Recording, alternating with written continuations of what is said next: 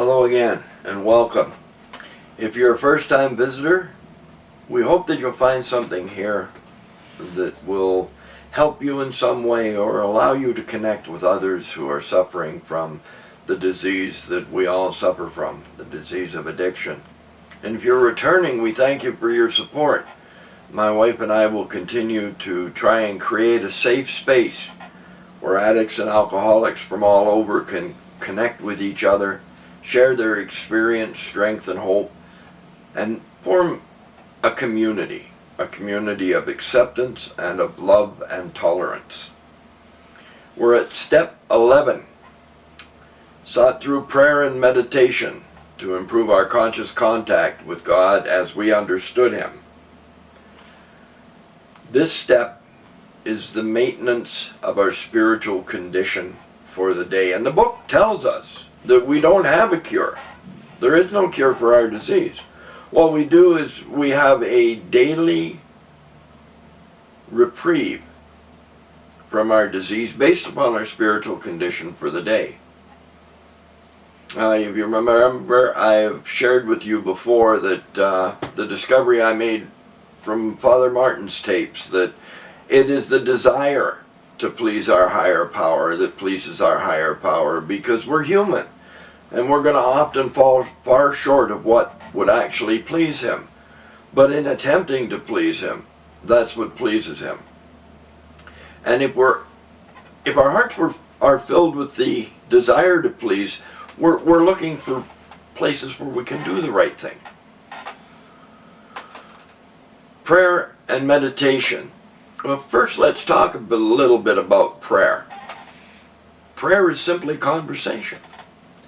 Our higher power, it is my belief, wishes to have a personal relationship with us. And prayer is the conversation that establishes and maintains that relationship. You know, in reaching out and in prayer to your higher power, you're attempting to meet halfway. And the meditation is simply the time when you're getting quiet and listening for what possibly your higher power has to say to you. You open your heart and your mind and try and deepen that connection that you have with whatever it is you believe is your higher power. You know, I like what Gandhi said. I am a Muslim, I am a Christian, I am a Hindu. I am all these things. And that's what I believe too. You know, it is the good in these that I strive for. The good that all these ways of living ask you to be. What you believe is your higher power is totally up to you. But what's important is establishing and maintaining that connection. If you're looking to do what your higher power would have you do, you're more likely going to do it. And we've talked about random anonymous acts of kindness, how those help you to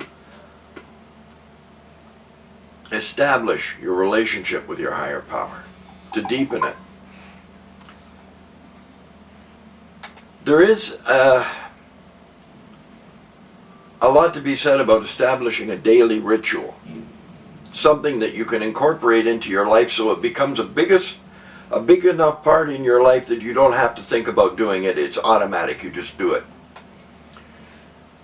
I'll give you a little rundown of what some of the things that have worked for me. The first thing is when you open your eyes in the morning to greet your Creator. Good morning, higher power. Good morning, Creator. Good morning, whatever you want to say. Immediately upon awakening, you attempt to establish that connection. The next is whatever prayer ritual you have for the morning. If it's talking to Him, it's talking to Him. My wife and I have adopted the practice of smudging. Something about the First Nations approach to spirituality speaks very deeply to me. And I followed that path in conjunction with my other paths for quite a few years. It is then really helpful to do a couple of readings, like have specific readings.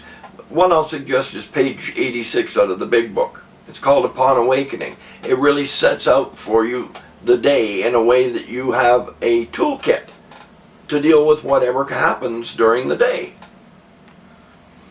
And just before that, there's another little piece, When We Retire. For at the end of the day, gives you a laid out specific way to assess your day and see if you need to make any repairs. So it's simply get up, start performing your ritual.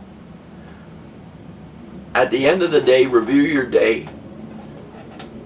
Journaling is another good way to keep connected with not only your creator but yourself. You're writing down how you're feeling. It gets it out of you onto paper, and also down the road you can look back and see how far you've come. I suggest also that you read the promises, because the promises lay out in specific detail the ways in which your life is going to change.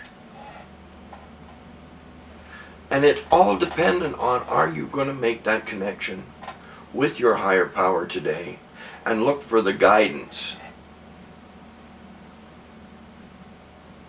We have a spiritual remedy to a physical disease. I know that that makes no sense whatsoever, and it doesn't work for everyone. But for a large majority of us who completely give themselves to this way of life, have been able to maintain abstinence for extended periods of time. And our life has gotten better. We've repaired broken relationships. We've established self-esteem, respect, dignity, integrity. Tell you, when you were drinking and using, if you were like me, you had no idea what those words meant. And now they're a part of my life. All this can be offered, and it costs you nothing. It costs you nothing but the willingness to join with others who have this disease and try and help those that are coming behind you. That's all that's asked. So, I encourage you to, on a daily basis, attempt to deepen your relationship with your higher power, whatever that may be. Treat others with kindness, respect, and dignity, the way that you would wish to be treated. And live your life in a more positive and productive way.